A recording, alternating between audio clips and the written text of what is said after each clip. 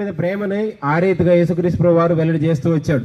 అయితే ఈ యొక్క ఉదయకాల సమయంలో దేవుని ప్రేమను మీ ముందుకు వచ్చినప్పుడు యేసుక్రీస్తు ప్రభు వారిని ఎరుగుతురండి.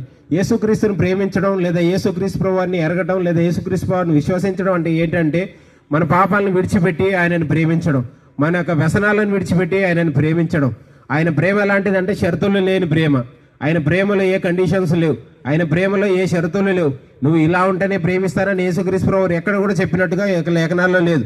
ఈ యొక్క బైబిల్ గ్రంథం సెలవిస్తూ ఉంది, మనం ఇంకా నువ్వు పాపలు ఉండగానే యేసుక్రీస్తు ప్రభు వారు మనల్ని ప్రేమించినట్టుగా బైబిల్ గ్రంథంలో రాసింది.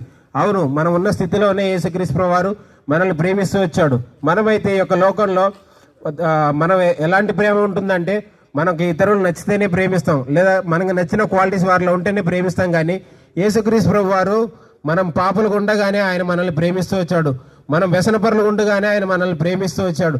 మనం ఇంకా పాపంలో జీవిస్తూ ఉండగానే ఆయన మనల్ని